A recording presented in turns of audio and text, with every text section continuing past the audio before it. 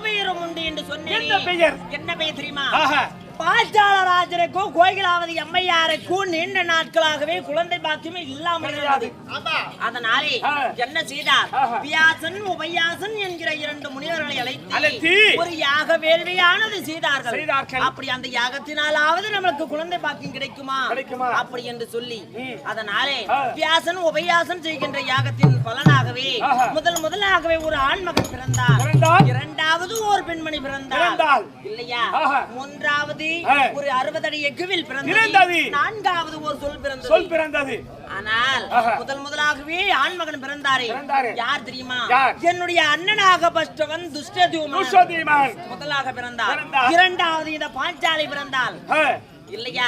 அந்த வியாசன் உபயாசன் செய்கின்ற யாகத்தால் பிறந்ததாலே இறக்கி யாகசேனா என்ற பெயர் வைத்தார்கள். ஒரு பெயர். ஆமா, அப்படி யாகசேனாவாக இருந்தாலும் பாஞ்சால ராஜனுக்கு நான் எப்படி பிறந்தேன்?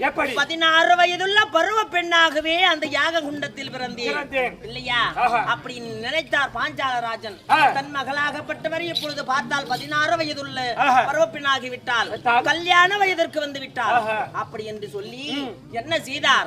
பாஞ்சாலராஜன் அவருடைய மனதில் இருக்கக்கூடிய சபதத்தை நிறைவேற்றுவதற்காகவும் அவருடைய எண்ணத்தை பூர்த்தி செய்வதற்காகவும் என்ன செய்தார்?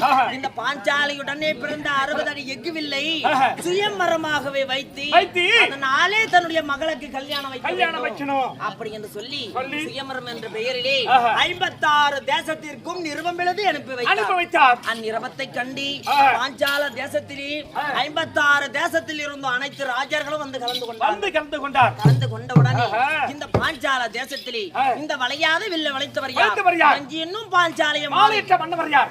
அவர் எந்த நாட்டை சார்ந்தவர்? அதை சொல்கிறேன்.